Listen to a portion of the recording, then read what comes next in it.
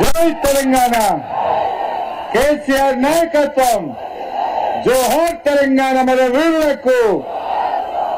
గౌరవనీయులు, సభాధ్యక్షత వహిస్తున్న మన దుబ్బాక శాసనసభ్యులు మిత్రులు కొత్త ప్రభాకర్ రెడ్డి గారు, మీ అందరి ఆశీస్సులతో, మెదక్ జిల్లా ప్రజల ఆశీస్సులతో కాబోయే మన ఎంపీ గౌరవనీయులు శ్రీ వెంకట్రామరెడ్డి రిటైర్డ్ ఐఏఎస్ గారికి, గౌరవనీయులు మాజీ మంత్రివర్యులు సోదరిమణి సునీత లక్ష్మారెడ్డి గారు, మాజీ శాసనసభ్యురాలు సోదరిమణి పద్మా దేవేందర్ రెడ్డి గారు, శాసనసభ్యులు గౌరవనీయులు చింతా ప్రభాకర్ గారు, గౌరవనీయులు శాసన మండలి సభ్యులు సుభాష్ రెడ్డి గారు, డాక్టర్ యాదవ్ రెడ్డి గారు, గౌరవనీయులు వెంకటేరు ప్రతాప్ రెడ్డి గారు, జడ్పీ చైర్మన్ సోదరిమణి హేమలత శేఖర్ గౌడ్ గారు, గౌరవనీయులు తమ్ముడు ఎర్రల్ల శ్రీనివాస్ గారు, తిరుపతి రెడ్డి గారు, పట్నం మాణిక్యం గారు, చంద్రగౌడ్ గారు, దేవేందర్ రెడ్డి గారు, వేదిక మీదున్న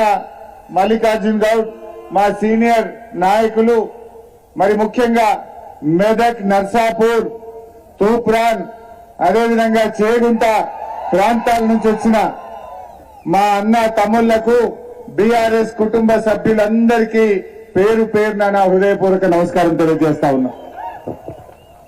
మధ్యాహ్నం 12:30 పట్టబగలు మిట్ట మధ్యాహ్నం 44 డిగ్రీల ఎండలో ఒక్క మనిషి కదలకుండా ఇవాళ వెంకట్రామరెడ్డి గారి నామినేషన్ కు వచ్చిన మీ అందరికీ శిరస్సు వంచి నమస్కారం తెలియజేస్తా ఉన్నా. ఇగో ఇది బీఆర్ఎస్ కార్యకర్తల పట్టుదల. ఆడ బీజేపీలో మీటింగ్ అవుతుంది సిద్దిపేట కాడ, టెంట్లు వేసి, కూలర్లు పెట్టి, ఏసీలు పెట్టి, వాటర్ బాటిల్ పెట్టి వాళ్ళు మీటింగ్ పెడుతున్నారు. మనదేమో పట్టబగలు నడి రోడ్డు మీద కింద కాలుతున్నా మీద కాలుతున్నా కదలకుండా వెంకట్రామరెడ్డిని గెలిపిస్తాం అని పట్టుదలతో ఇలా మా కార్యకర్తలు, మా నాయకులు పనిచేస్తా ఉన్నారు. ఇగో ఇది మన పట్టుదల. ఉద్యమకారులంటే, బీఆర్ఎస్ పార్టీ అంటే ఎండ కూడా భయపడుతున్నది మీకు. ఇలా అంత గట్టిగా మీరు పనిచేస్తున్నారు. చాలా సంతోషం. మెదక్ జిల్లా మన గులాబీ జెండాకు ఒక అడ్డ. ఈ గడ్డ మీద ఇంకో పార్టీ గెలవలే ఇప్పటిదాకా. 25 ఏళ్లల్లా ఎప్పుడు మెదక్ ఎంపీ గెలిచినా బీఆర్ఎస్ పార్టీయే గెలిచింది.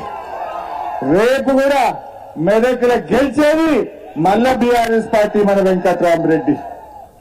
నిన్న ఆయన వచ్చిండు ముఖ్యమంత్రి రేవంత్ రెడ్డి, మెదక్ వచ్చి ఏం మాట్లాడిండు, ఇదే రామదాస్ చౌరస్తాలా 10 ఏళ్లలో కేసీఆర్ ఏం చేసిండు అన్నాడు. ఏం చేసిండు బిడ్డ లిల్లీపోట్? నువ్వు మెదక్ల నామినేషన్ వచ్చిన వెంటనే అది